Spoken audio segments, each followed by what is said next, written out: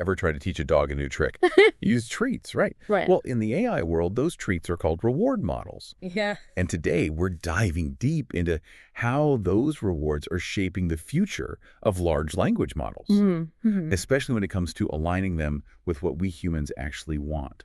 It's a fascinating area of research, especially with these powerful LLMs like ChatGPT. We're basically trying to make sure the AI understands our instructions and preferences, not just spitting out statistically probable text. Right. It's not enough for AI to be clever.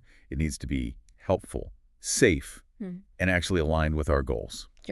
So how do these reward models work? From what I gathered, it sounds like there are a couple of main approaches, like different training styles for AI pups. Exactly. Yeah. Think of it like this. You can either compare two responses and say which one is better. That's the Bradley-Terry method. Or you can give each response its own separate score, like a rating system. That's the regression approach. Right. Often using something called SteerLM. So taste test versus star ratings. Makes sense. But the research paper we're diving into today, this one from NVIDIA, suggests that up until now it's been a bit of a toss-up as to which approach works best. Why is that? That's where things get really interesting. It's been tough to directly compare these two approaches because the data used to train reward models has been all over the place. Different collection methods, different matching techniques. It's like comparing apples and oranges. Okay, so NVIDIA swoops in to save the day with a brand new data set. Tell me they called if apples and oranges. Sadly, no. But their HelpSteer2-Preference dataset is pretty groundbreaking, and no, I don't just say that about every new dataset that comes out. What's special here is they designed it specifically to address this comparison problem, Bradley-Terry versus regression, and they did it in a really elegant way. Elegant. In the world of datasets, I'm intrigued. Lay it on me. First off, they didn't just collect simple preference annotations, like response A is better than response B. They also had people write out why they made that choice. Full-on human justifications alongside the rankings. That's brilliant. It's like having the judges on a cooking show explain why they preferred one dish over another, giving you that extra layer of insight. I'm guessing this is the first time a dataset has included this kind of detailed reasoning. It's pretty rare, especially with this level of rigor. And they didn't stop there. They also put a lot of thought into the data collection process itself, ensuring they were getting nuanced rankings and avoiding those everything is great or everything is terrible biases you sometimes see.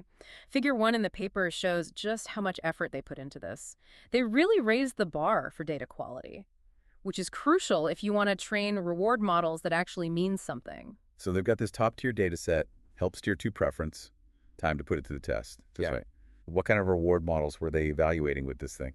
They really went all out, testing a range of architectures to see what worked best. On the regression side, they had SteerLM doing its thing, predicting those helpfulness scores.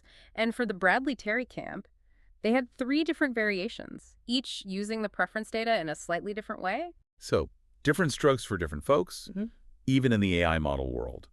Were there any clear frontrunners early on?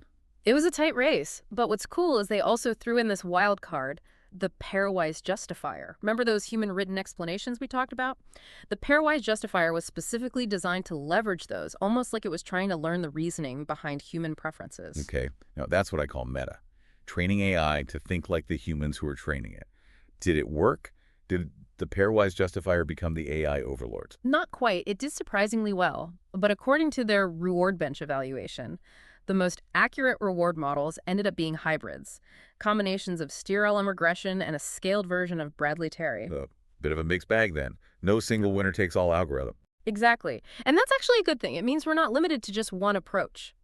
Depending on what you're trying to achieve, you might favor a faster model like SteerLM for quickly filtering data, or you might prioritize the accuracy of Bradley-Terry for something like RLHF, reinforcement, learning from human feedback, where you're constantly training the model based on new input. It's all about picking the right tool for the job, which, let's be honest, is a good rule of thumb for most things in life, not just AI. But let's talk about those real-world implications for a sec. It all sounds great in theory, but how does it actually translate into better AI for you and me? That's the million-dollar question, isn't it? And the answer lies in how these reward models are used to train big kahunas, the LLMs themselves. The NVIDIA researchers took their winning reward models and used them to train LLMs with 3 different alignment algorithms: DPO, PPO, and reinforce. Okay. You got to refresh my memory on those. That's a lot of acronyms for one deep dive. fair enough. Think of it this way. DPO, or direct preference optimization, is like teaching by example. You show the AI a bunch of preferred responses and hope it gets the gist. PIMPO, or proximal policy optimization, is a bit more dynamic. It's like that coach who constantly adjusts the game plan based on how the players are performing, rewarding good moves and discouraging bad ones. And reinforce. What's its coaching style? Reinforce is the minimalist coach. It focuses on rewarding good performance, but doesn't micromanage every step of the way, it turns out. Sometimes a little less is more. So, who trained the AI all-star team? Which approach came out on top? The results were fascinating. First off, online RLHF, which means incorporating human feedback during the training process itself, blew the offline approaches out of the water.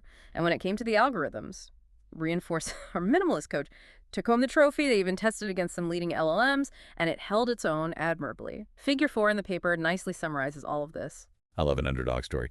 But how did they actually measure how well these models were aligned with human preferences? Did they ask them to write a haiku or something? They did something even better. They gave all the models the seemingly simple question: how many R's are in the word strawberry? Oh, I see where you're going with this. Trying to trick the AI with a bit of wordplay, I have to admit. Yeah. I've stumbled on that one myself a time or two. How did the models do? The DPO models, bless their hearts, mostly fell for the trap, confidently declaring there were 2 R's in strawberry.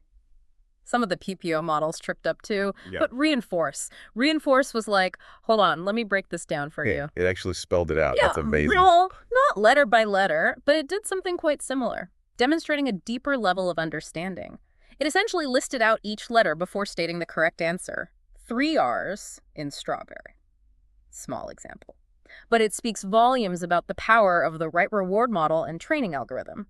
It's like that light bulb moment when you can tell the AI isn't just parroting back information, it's actually processing it, understanding it, maybe even thinking for itself. A little bit creepy, but also incredibly exciting. So where do we go from here? What's the big takeaway for our listeners? It all boils down to this. The way we train AI has a profound impact on how well it aligns with our values, preferences, and even our quirks.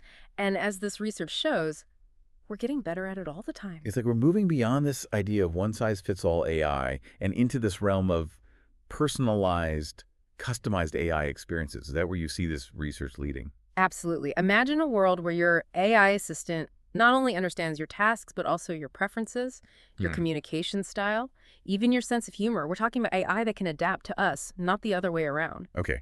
Now you're just making me impatient for the future. But seriously, this all sounds incredibly promising. But I'm also aware that with any new technology, especially AI, there are always ethical considerations. Did the NVIDIA researchers delve into any of that in this paper? They did touch upon the importance of avoiding bias in the data collection and training process, which is crucial for ensuring that AI systems are fair and equitable for everyone. They also acknowledged that as we develop increasingly sophisticated reward models and alignment algorithms, we need to be mindful of unintended consequences and potential misuse. Right. It's not just about making AI smarter. It's about making it smarter in a way that aligns with our values and benefits humanity as a whole. Exactly. And that requires ongoing research, collaboration, and open dialogue. It's not just a technical challenge, it's a societal one. Well said. Wow. So, for all the listeners out there who, like me, are both excited and maybe a tad apprehensive about the future of AI, what's the one big takeaway you want them to walk away with from this deep dive? I'd say this: the future of AI is not predetermined. It's being shaped right now by researchers, developers, policymakers, and yes, by users like you. The more informed we are about how AI works, the better equipped we'll be to guide its development in a direction that benefits us all. It's a call to action. Don't just consume AI. Understand it, question it, and help shape its future. That's a wrap on this deep dive into the fascinating world of reward models and AI alignment. Until next time, keep those minds curious.